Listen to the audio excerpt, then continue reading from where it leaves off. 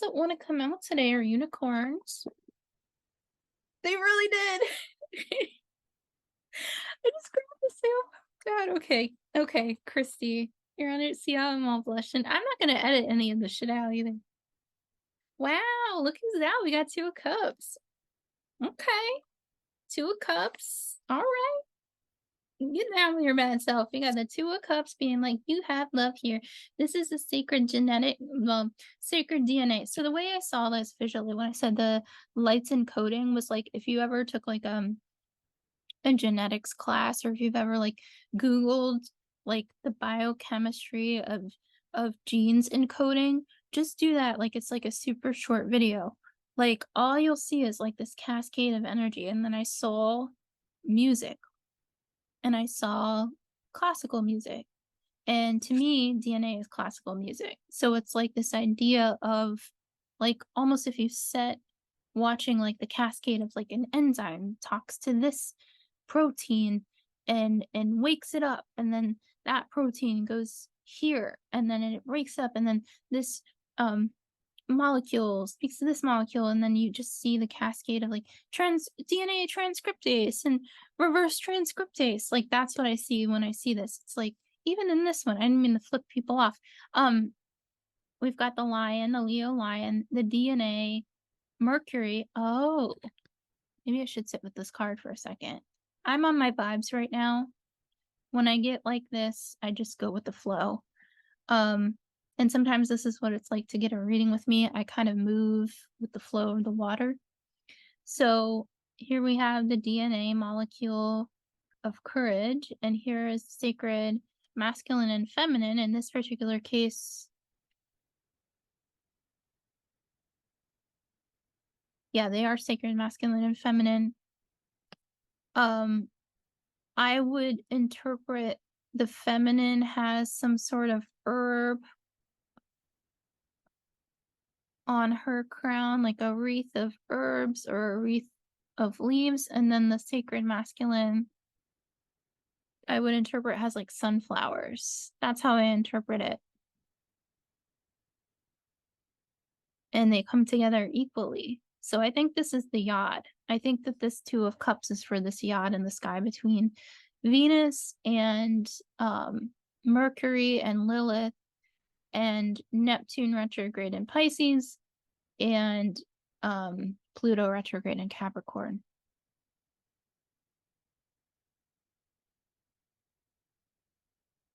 Yeah. The caduce, is that, did I say it correctly? And I just hear this transformation in light. I see onyx and I see like tourmaline. This is a controversial card. But ultimately, you've shed. You've already shed. You've left that skin behind. Yeah, you're bleeding out a little bit. It's like if you get a tattoo and you've got the blood, or if you see snake skin and there's no snake and you're like, what happened? Well, they shed their skin. They had to leave it behind. Yeah, they're raw as hell. This can also be rest, or you're at the end of a tough cycle. Yeah, it's exhausting. Yeah, it's exhausting. Trauma work, which is what society's going through, is absolutely exhausting. But it's the work. The world card. To me, this is just the chart is like I hear it as off the charts. That's how I interpret this card today. I'm not going to interpret this card like this every day. And this card is in Leo season right now. As the world turned through the fixed signs. So the next aspect of this, so we're prepping this week for that October eclipse on the 28th. Leo season is being like, gotta shed, because by the time we get to that eclipse, you are, it's not that like every aspect of your life is going to be shed off, but this particular heart chakra stuff is transforming you towards empowerment. Pluto Man, I wanna pick more cards, but because I never like to end with the devil because I was raised Catholic.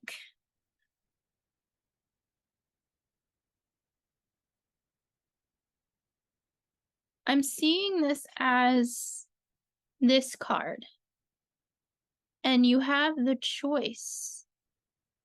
And yes, there's an as above, so below element. When I watched the NDE, the Near Death Experience podcast, that's not the name of the podcast, but when I was watching the podcast, they were talking about because there's so much fear related to Christianity that a lot of people have lived their lives in a way that's like, if I do this, I won't go to hell. If I do this, I won't go to hell. But it's the idea of love is the ultimate language, and that is what we're learning during Mercury retrograde. And believe me, I am right there in the thick of it.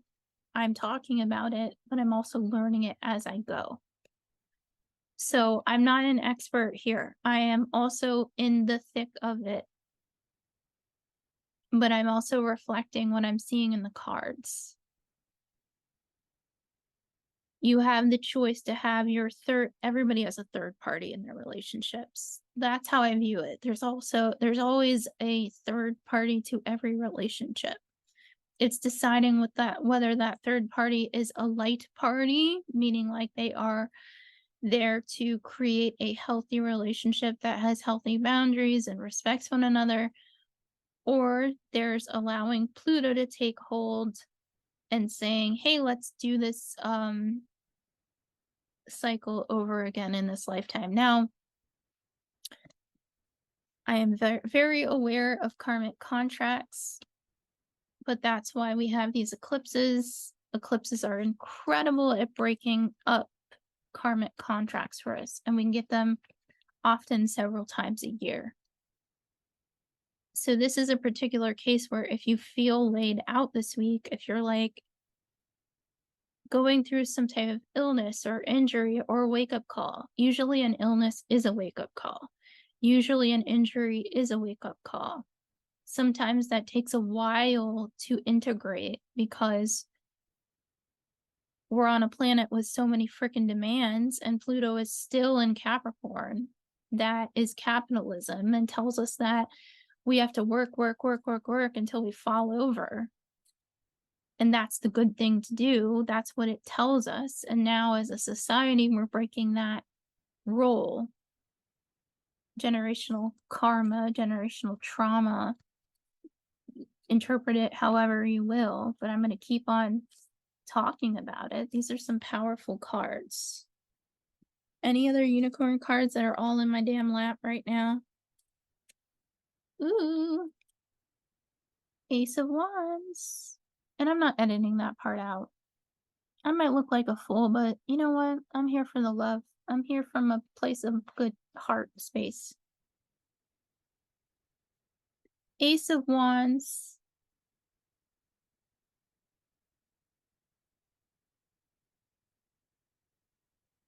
So, interpretation, like blank interpretation, new beginnings and creativity. That's like textbook Ace of Wands interpretation. To me, this is the North Node in Aries.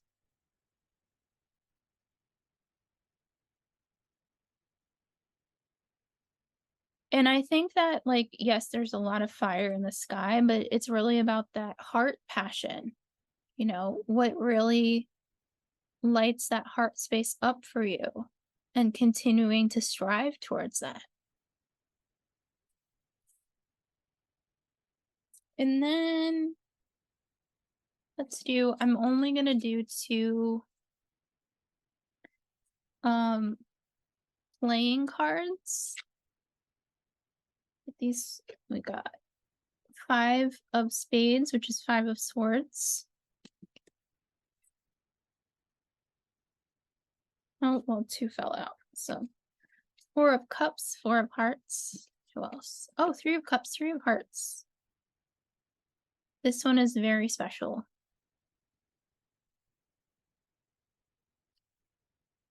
So the textbook definition of this is friendship and community.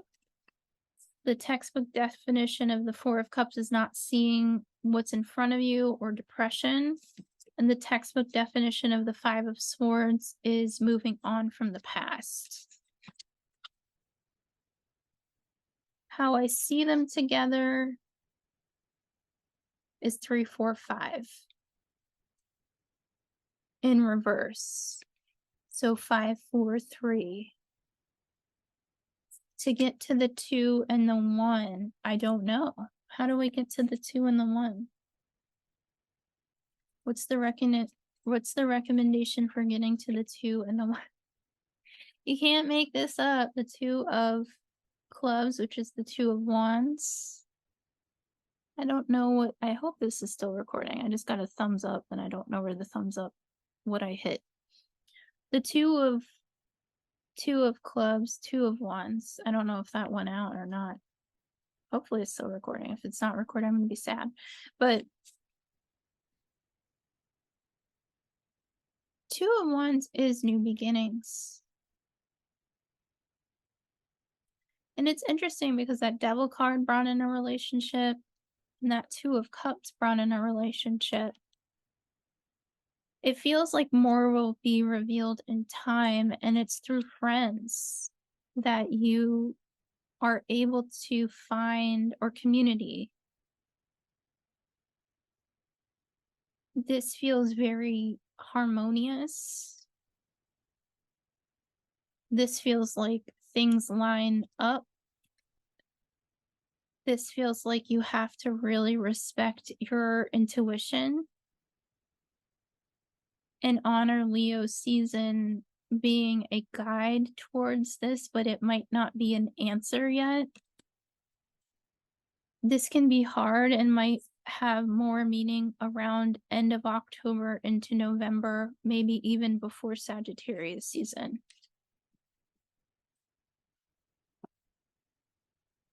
Okay, so I hope this is still recording, but this has been my reading for the week. If you're sticking around for the writing, as I have like cards at all these guys just like